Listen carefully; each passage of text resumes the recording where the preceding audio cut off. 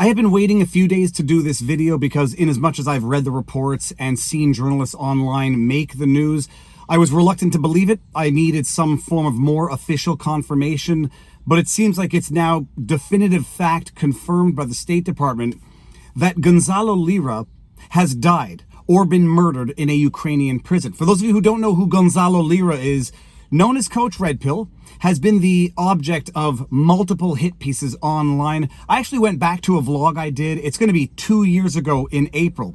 The first time Gonzalo Lira was allegedly arrested by the SBU, the Ukrainian police. He was arrested, detained.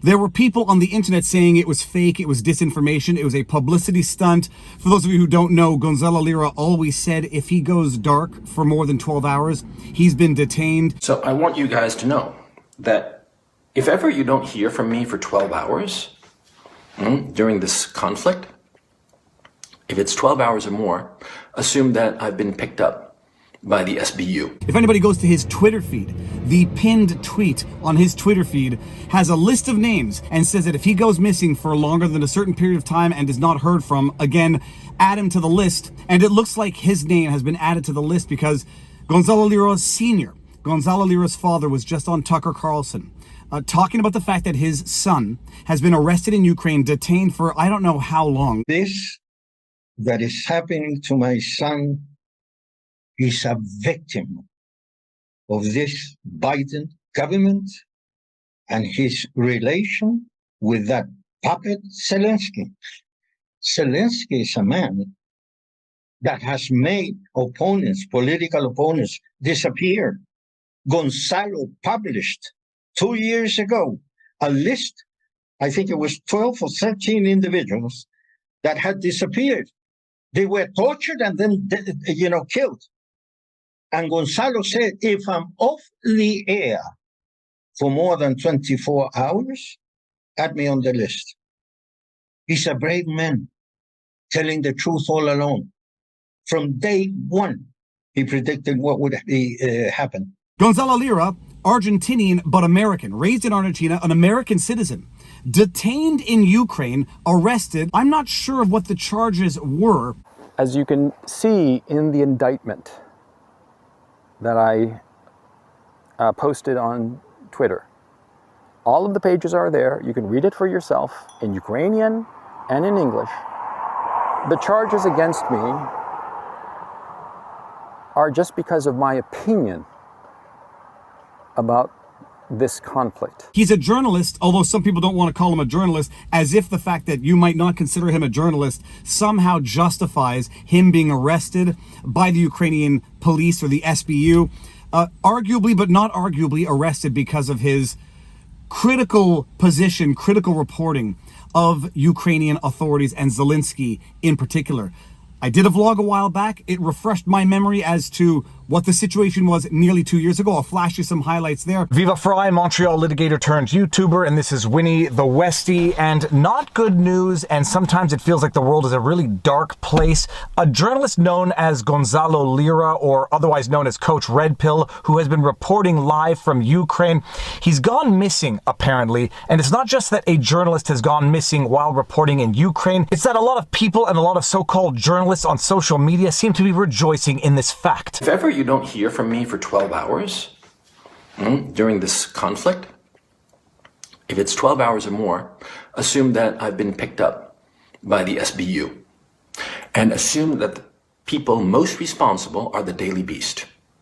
The Daily Beast who deliberately lied about me, claiming that I'm not in Kharkov, admitted to the fact that people are looking for me and want to get a hold of me in the very hit piece that they wrote, and that they contacted the Ukrainian government to make them aware that I'm in Kharkov, make them aware of my significance, make them aware so they can send some SBU goons to get me. Understand what the Daily Beast has done. And when I said, in the title of this, that the Daily Beast wants to kill me, I'm not being hyperbolic. But he's been confirmed dead. I don't know if they say he died of disease. I suspect that's what the authorities are going to say. Died of disease in a Ukrainian prison. When you let someone die of a disease, is it murder? Was he murdered? We'll find out. Maybe we'll never find out. Maybe he was murdered and they're just going to say, because we should trust the corrupt Zelensky regime, that he died of disease. It's an amazing thing. He says, I'm going to be disappeared by Ukrainian authorities, gets arrested the first time. There was a sufficient stink on social media made, potentially, that resulted in him being released, but maybe not enough of a social media stink that the Ukrainian authorities didn't feel empowered to do it again and finish it this time. It looks like they did it again and finished it this time because, according to many, apparently the State Department has now confirmed that he's dead. Gonzalo Lira, Coach Red Pill, is dead. According to Brianna Morello, at Brianna Morello, who quit Fox Corp over the COVID vaccine mandate, after I asked the State Department to revise this statement on Gonzalo Lira, they declined. They have since changed their minds. Here's what the State Department spokesman said. Quote, we can confirm the death of U.S. citizen Gonzalo Lira in Ukraine. We offer our sincerest condolences to the family on their loss. We stand ready to provide all appropriate consulate assistance out of respect to the family during this difficult time. We have no further comment. I had been waiting for official confirmation as to his death before expressing my views on this atrocity. I didn't want to go ballistic and then have it turn out that, oh, it was disinformation, misinformation, he's actually alive. Part of me is still hoping that that's the case, although it doesn't look like it's the case. An American citizen was detained by the Zelensky regime and either allowed to die or murdered in a Ukrainian prison. Bear in mind, everybody, the American government is funding that regime, funding the regime that just killed an American citizen in prison to the tune of hundreds of billions of dollars. It's an amazing thing that this happens at a time where journalists in Canada, David Menzies of Rebel News, gets assaulted, falsely arrested by police. And when I had David Menzies on the channel, I asked him, you're handcuffed in the back of a police cruiser and they're taking you to Lord knows where. What's to say, oh, you don't fall out of the car somehow and knock your head and you get killed? And they say, whoop, no camera, no footage. He fell and bumped his head. Woe is him. What's to say that the authorities in Canada and America, in North America, don't do the exact same thing with journalists that they don't like? Nothing is to say that. And we are about one step away from that happening here. We're funding it over there. It's only a matter of time before it starts happening over here. David Menzies being assaulted, falsely arrested. How come the IRGC is not a terrorist group? Why is your government supporting Islamo-Nazis?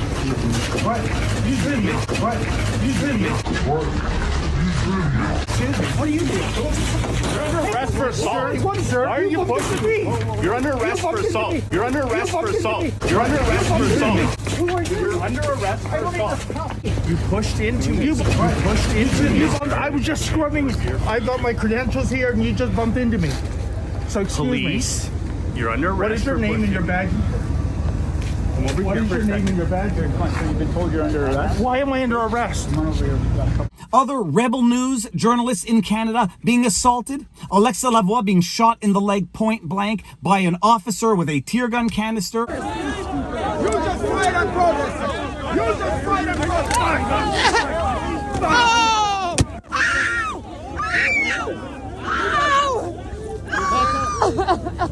Hey girl, you alright? Got shot. Take care. Bring her out, come on.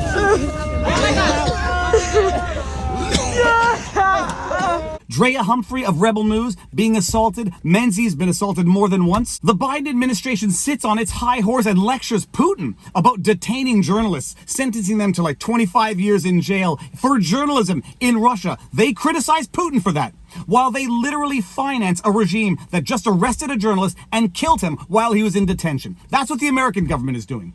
Joe Biden, who literally traded the merchant of death to ensure the release of American citizen basketball player Brittany Griner, traded the merchant of death to ensure that Brittany Griner, a basketball player, gets released from a Russian prison, allows Gonzalo Lira, an American citizen, to get detained and get murdered in a Ukrainian prison. Joe Biden has blood on his hands. The Biden regime, everyone who votes to fund that corrupt Zelensky government, has blood on their hands, and that includes Republicans. The Biden regime lectures Putin, moralizes Putin on going after journalists while they literally finance a regime that kidnapped an American citizen journalist and killed them. The Biden regime complains that Putin goes after his political rivals, while the Biden administration literally goes after and tries to jail his political rival, Donald Trump. It's an amazing thing. What happens when you lose the moral standings on an international scale? Nobody needs to follow your words anymore. There is no deterrence for other regimes not to do evil things because they look at you and say, who the hell are you to talk?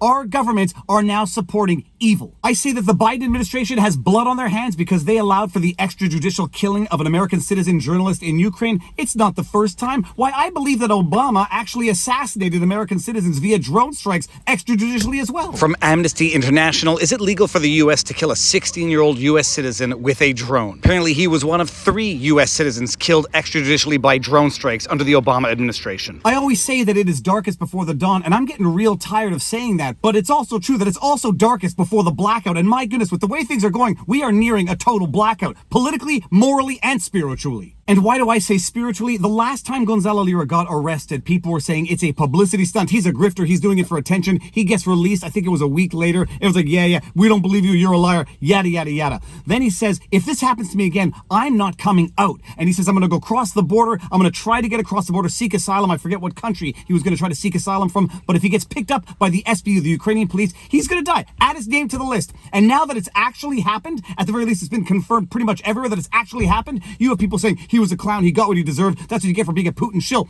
We're losing our humanity. That would be one problem enough. We are tolerating, and I dare even say encouraging, the exact same atrocities we purport to criticize in others. You got people on social media saying, good, Gonzalo Lira got what he deserved in Ukraine. It's not much of a step to say, good, let's do more of that here. And my goodness, we are seeing that with what's going on with the January 6th persecutions, with what's going on with Donald Trump. We are seeing the banana republicization of the beautiful experiment of democracy that was America. We are seeing it up in Canada, but Canada might be too far gone already. Only time will tell. But my goodness, this is dark. This is sinister. You now have regimes that we are funding, fighting democracy by jailing and killing journalists, fighting democracy by outlawing religion, fighting democracy by suspending elections, fighting democracy by killing democracy. Much like in America, you got Democrats and the Department of Justice and judges across the country saying, we've got to protect democracy by making sure that people can't vote for the person they want to vote for by keeping Donald Trump off the ballot.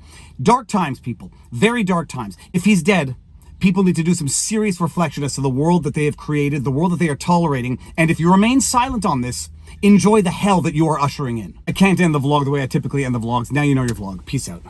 The start of the genesis of this whole situation is because I had an opinion that went against the narrative. And that's why I went to prison. And that's why, if I'm arrested again, I will die in prison. So I ask you, please, as many people as possible, the American State Department knows exactly who I am and the situation I'm currently involved in. And they know the fate that awaits me.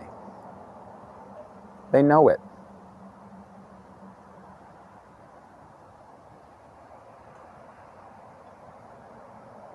You know, they have that saying that,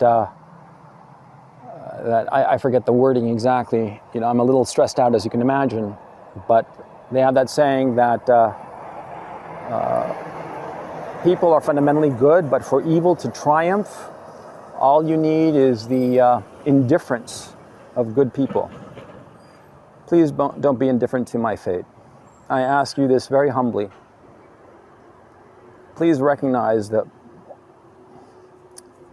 well, the literal death that awaits me if this doesn't work out.